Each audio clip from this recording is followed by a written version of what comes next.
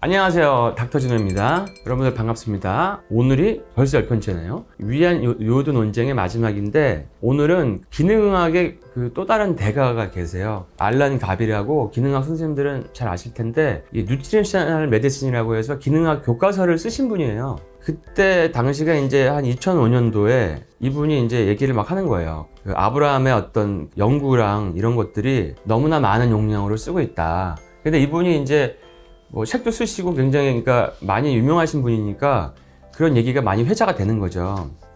그리고 그때 이제 고용량 요오드 해독을 하고 나서 삶의 질이나 수면 장애, 소화 문제, 두통 등 다양한 증상이 좋아지고 몸도 따뜻해지고 이런 것들이 계속 나올 때거든요. 근데 가비는 그 논쟁을 몇 가지를 던졌는데, 사실은 가장 안타까운 거는 가비는 요오드를 안 써본 의사입니다. 데이비드 브라운스타인은 요오드를 쓴 의사고, 그러니까 쓰지 않은 사람과 쓴 사람과는 사실은 이게 경험의 차이가 있기 때문에 약간 그 수준이 차이가 나는데, 사실은 저는 어떤 팽팽한 논쟁이 될 줄 알았는데 사실 가비의 질문에 좀 솔직히 조금 실망을 했어요. 그 얘기를 들어보면 첫 번째로 이제 요오드 섭취량을 하루에 일본에서 13.8mg으로 먹는 것이 현대인들에게는 적합하다라고 아브라함이 얘기를 했는데, 그것이 너무나 많은 용량이고 일본의 해조류 안에 있는 요오드량을 잘못 측정한 것이 아니냐, 이런 걸 얘기했는데, 거기에 대한 반론은 이렇게 나왔죠. 13.8mg은 일본 사람들이 그만큼 요오드를 먹는다는 것은 일본 후생성의 정보이다, 이렇게 반론이 나왔고, 그다음에 요오드 부하 검사,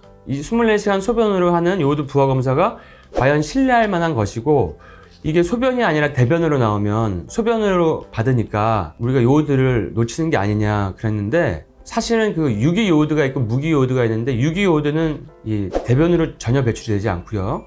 무기 요오드도 있거든요. 그러니까 루골 같은 건 무기 요오드고 어떤 건 유기 요오드도 있고 한데, 무기 요오드도 검사를 해보면 우리가 50mg을 먹으면 만약에 그게 다 차가지고 소변으로 나오면은 한 100% 이상 나올 수가 없잖아요. 왜냐하면 먹은 것보다 더 나올 수는 없으니까. 근데 먹은 것보다 더 나온 분들이 있더라고요. 이런 분들은 다른 영양제에 또 요오드가 들어가 있고, 그 다음에 미역국이나 해산물을 많이 먹는 분들이 110%, 120%가 나오는 거예요. 아, 이게 만약에 대변으로 많이 나온다 그러면 저런 사람들에게서 소변에서 100%가 넘는 요오드가 나올 수가 없는 그런 실험 설계인데, 그런 부분이 사실 이런 가비의 질문이 조금 약간 잘못된 가설이라고, 질문이라고 볼 수 있고요. 그 다음에 그 외에는 뭐 좀 말도 안 되는 얘기들이 좀 있어가지고, 그 요오드를 섭취를 줄이면 갑상선 기능이 돌아온다라고 했는데, 이게 그 갑상선 호르몬이 아니라 그 TSH 호르몬을 보고 하는 건데, TSH는 앞에서도 얘기했지만 요오드를 흡수할 때 필요하기 때문에 갑상선 저하에서만 올라가는 게 아니라 요오드를 먹어서 우리가 막 흡수하려면 TSH가 나와야 되거든요. 그러니까 이런 부분을 간과한 게 좀 안타깝고, 그 다음에 뭐 요오드를 뭐 3,300명의 소아들에게 750 마이크로그램씩 요오드를 했더니 갑상선이 평균 사이즈가 2배 크더라, 이렇게 되는데, 이거 말도 안 되는 얘기입니다. 이거는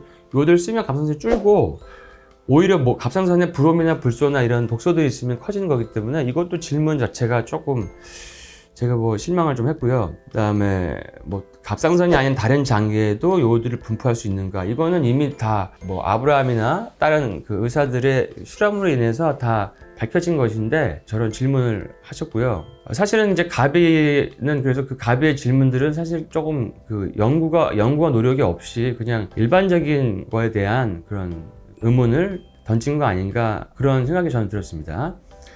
결론을 이제 우리가 맺어보자면, 하루에 150 마이크로그램으로 되어 있는 용량은 너무 적은 거죠. 누구나 공감을 하거든요.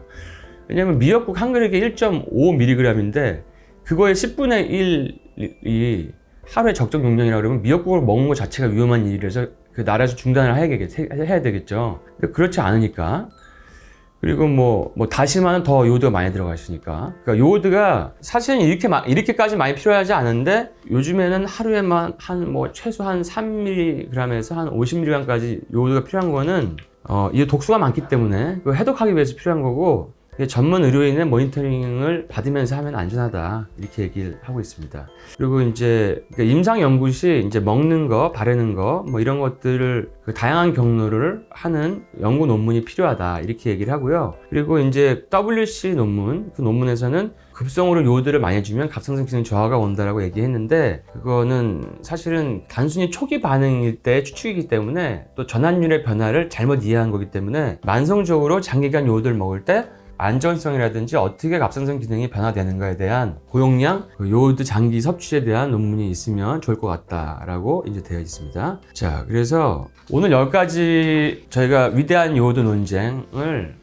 한다고 생각을 하다가 점점 미뤘더니 너무 시간이 가서 이제야 다 끝났는데요. 뭐 좀 재미없는 내용일 수도 있습니다. 왜냐하면 이게 그 역사 얘기도 나오고 막 논문 얘기도 나오고 막 어려운 얘기도 나오고 하는데, 여러분들이 이런 이제 요오드 역사가 있고 또 관심 있는 분들, 특히 이제 요오드에 관련된 질환을 가지고 계신 분들은 다른 데 가서 그 의사 선생님들이 요오드 먹으면 큰일 난다든지 그런 기사를 볼 수 있기 때문에, 그런 걸 보고도 이런 근거가 있고 이렇게 역사가 있고 치료 사례가 있다는 걸 알아두셔야 안심하고 치료에 임할 수 있다는 거를 알려드리고자, 도움이 되고자 위대한 요오드 논쟁을 한번 정리하는 시간을 가졌습니다. 다음에는 그 궁금증이라든지 그런 댓글 같은 거, 거기서 또 제가 좀 답변을 해드리면 좋을 것들이 있어서 그런 거 위주로 또 말씀을 드리겠습니다. 다음 시간에 또 뵙도록 하겠습니다.